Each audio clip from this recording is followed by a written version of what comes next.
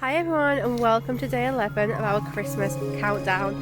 Now in this video I really wanted to record it outside, and it's because this video we're going to be talking about some rituals or traditions that you can do for Yule or the winter solstice. And I really just want to be outside in nature whilst I recorded this, because that is what Yule is all about. It's all about connecting with nature. It's about celebrating the longer nights, the shorter days. Yule is a time where we focus on clearing out the old, setting intentions for the new year. It's a time of deep reflection. So for me, being outside in nature recording this video is the perfect way, to kind of start this ritual. Yule gives space for our inner worlds to expand because the nights are longer. So it really is a time where we can reflect very deeply with ourselves, and we can set resolutions and decide, what are our intentions for the new year, and what dreams do we have that we really want to, give focus to. So let's begin. So the first one, not the most exciting, but definitely necessary. This is about having a really good clear out. And I mean getting rid of all the clothes that you don't love, all the possessions that you no longer want or need. And it's like we can't really make space if we're still holding on to so much of the old. So this is a time where you need to have a really good clear out of everything, have a nice tidy up at home, clean your windows. Sounds trivial, but it's so important to make sure that all those kind of like gateways are really, really clear. So have a lovely little tidy up at home, and then once you've done that, I want you to get some sage, whatever it is that you feel drawn to actually for smudging. It doesn't have to be sage.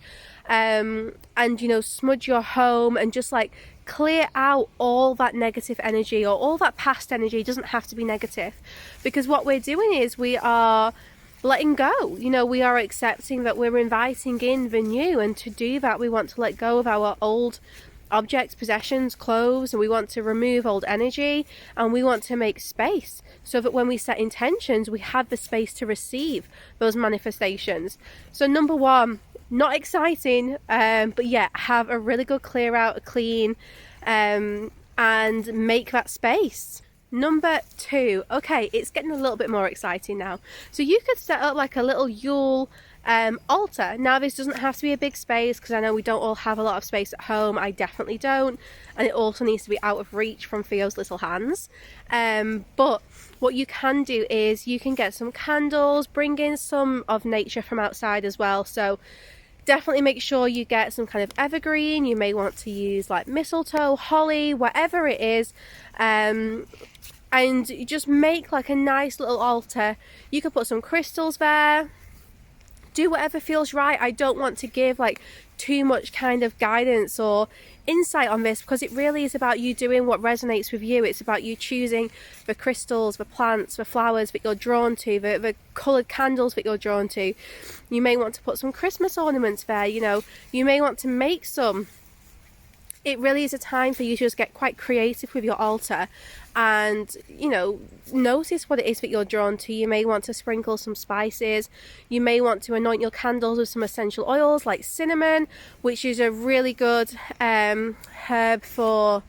spice for protection, and also very fast changes, so new beginnings. And this whole period that Yule is about with the transition, cinnamon's a really good one for that. You might want to use nutmeg.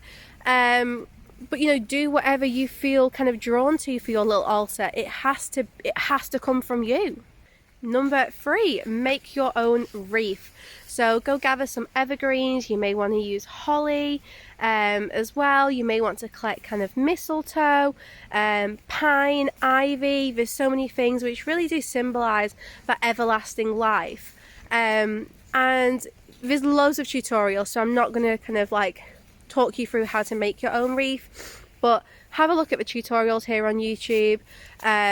Decide what it is that you're drawn to. Whenever I do my wreaths, I use dried citrus fruit, so I dry my citrus fruit myself in the oven. I use cinnamon sticks, and I keep it super simple because for me, like, that's just what I feel drawn to. So mine is always just some pine tree. It is orange, cinnamon. I had juniper berries in mine this year actually as well. I felt drawn to those. But yeah, again, with your wreath, just get creative. And you know, because Yule is all about working with nature and you know, kind of like grounding yourself in the elements, like celebrating all that nature has to offer, especially in these winter days where so many plants do die back. But then we have these gorgeous evergreens which symbolize that everlasting life because they're still green even in the winter months. So make your own wreath. This is super fun. It's great to do with family as well. Personally, I don't. I like to do it on my own because for me, I do quite a lot of my rituals with family, so I think it's nice to have something that just I can do. So yeah, you know, you can do this with others, you can do it with friends, you could have a little wreath making party, you know, make it super fun. You could go out and like gather everything yourself, and then yeah, you know, get together with friends, get some mulled wine, do some baking and make your wreaths together, or you can just do it on your own. There's no right or wrong way to do it, but it's definitely a really good way to celebrate Yule. Okay, number 4. This is my favourite, and this is more of a recent tradition that I kind of discovered, and it is making my own Yule log. So for this, I'm not gonna lie, I buy my wood. So we've got a fireplace at home anyway, so we've always got kind of like, you know, nice logs in. So I'll just take one of those, but you can go out and get yours as well, but you have to make sure that it's dry.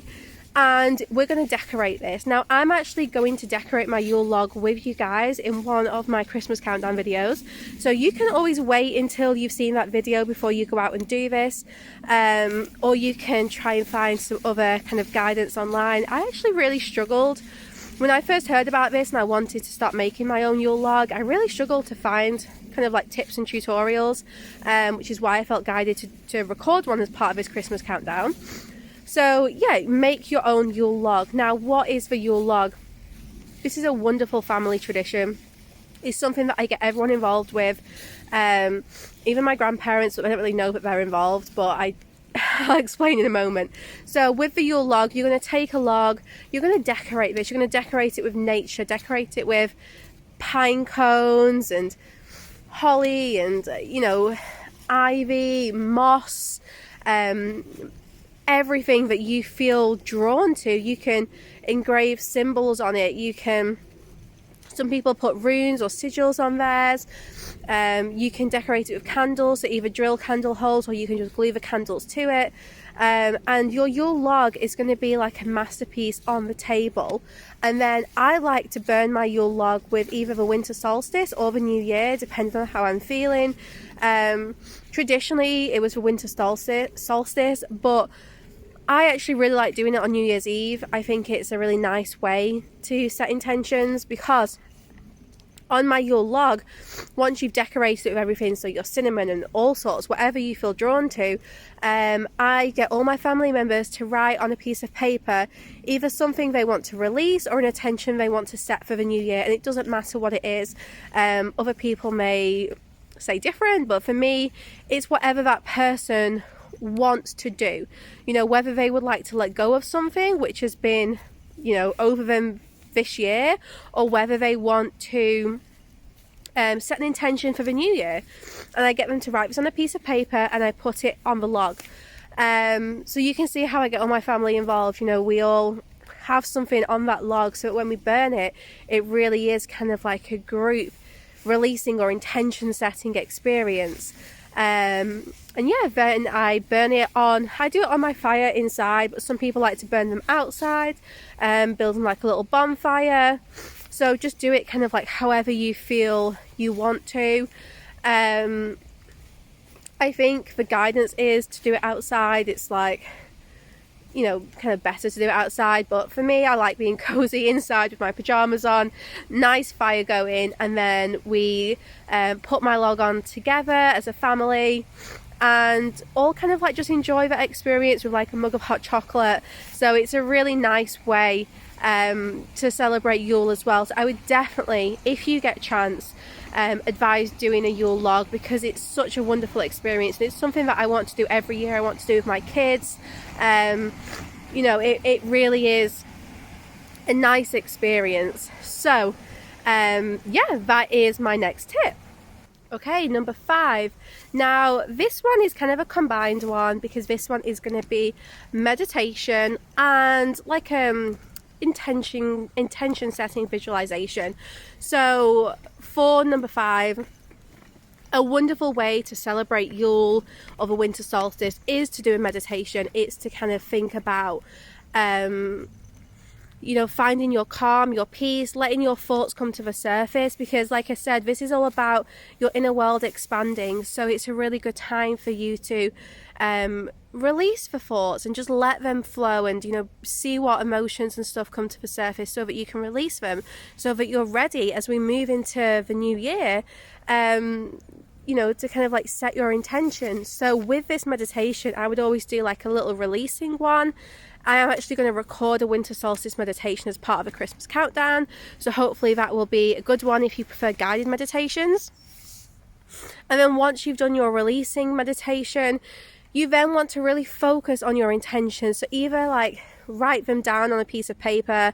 That's a great way to set intentions. It's one of my favorite ways, writing down my intentions clearly. Or you could even, you know, just kind of like spend some time just really visualizing them, imagining how it's going to feel when these intentions come true. I think it's a really powerful thing to do, because Yule is not just about releasing, it is also about, you know, getting ready for the new. So it's good to kind of do that releasing work, but then also think about what you are attracting, what you're focusing on, what your dreams are for the next year. It's a really exciting time to like prepare for the year ahead. So yeah, definitely kind of combine that releasing and visualization, intention setting experience. And again, you can do this on your own, you can do it with others. I prefer kind of doing meditations by myself. But yeah, if you prefer guided meditations, I will be recording one of those for you. So we can all kind of share our experiences then. But I would advise doing this like near the winter solstice. I think that's a really good time to do it. But you know, you can do it as many times as you want as well. Like, this doesn't have to be a one-time experience. You could do it every day if you want. You could do like your little visualization. You could do some releasing if you feel like you've still got things to release. So yeah, just do it however you feel guided to do it. But definitely a really powerful one. And then lastly, number 6, make your own ornaments. Now, some people may be thinking like, how do you do that? That seems really hard, but it's not at all. So something that I do, like I said before, I dry fruit in the oven, and you can do this with cinnamon as well. So dry fruit, put some cinnamon with it, tie it up with nice ribbon, and just decorate them around your home or on your tree. Beautiful way to kind of bring nature inside, and to, you know, celebrate nature. And it also smells gorgeous. This year with Theo, I have made salt dough ornaments and cinnamon dough ornaments, but you know, to be honest, I did a lot more than he did. I definitely enjoyed it. So I really thought that, like, you know, making up your own doughs and like rolling it out and cutting your ornaments, drying them out, decorating them, it's such a nice way to celebrate Yule. And also just like, you know, if you love a handmade Christmas, it's great, because for me Christmas isn't about commercialism. You know, it's not about going out and buying loads of stuff. So like making my own ornaments, I just feel like this is what it's about. You know, this is what it means to me. So yeah, decorate your own ornaments, make your own ornaments. What else was I going to say? Also, you could like make paper chains. You could, there's so much you can do. Like, if you're very crafty, you can find other ways to make your own ornaments, you know, using kind of like wool or paper. There's so many good tips as well if you want to get on Pinterest or have a look online. So many really good videos or pictures there, and like little tutorials on how to make your own ornaments. But yeah, for me, I think that's just such a lovely way to celebrate Yule. You know, it gets you creative, and as we get creative, we get our energies kind of flowing. You know, it really ignites our sacral chakra.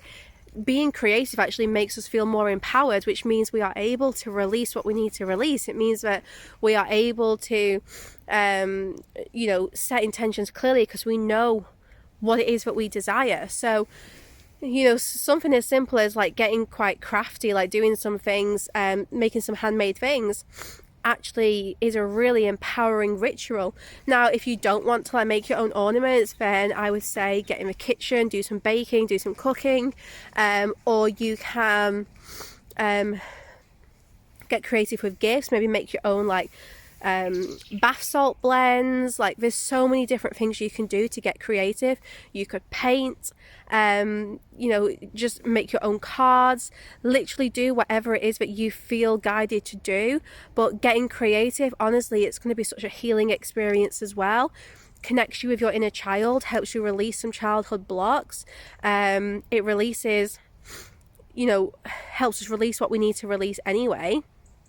And yeah, it empowers us, you know, it lights that sacral chakra right up. So that is my final tip. Tip number 6, get making your own ornaments, get creative, get crafty, and trust me, this will really shake up your energy. Okay guys, thank you for joining me today for day 11, I think it is. Day 11 of our Christmas countdown. I hope you enjoyed this little video. I'm just on a walk with Theo, so you can see.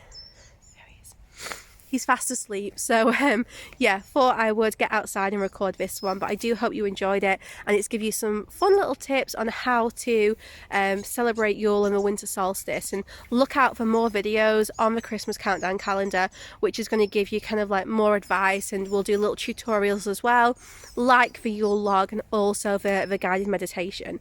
So I'll see you guys tomorrow for our next Christmas countdown video, but thank you for watching.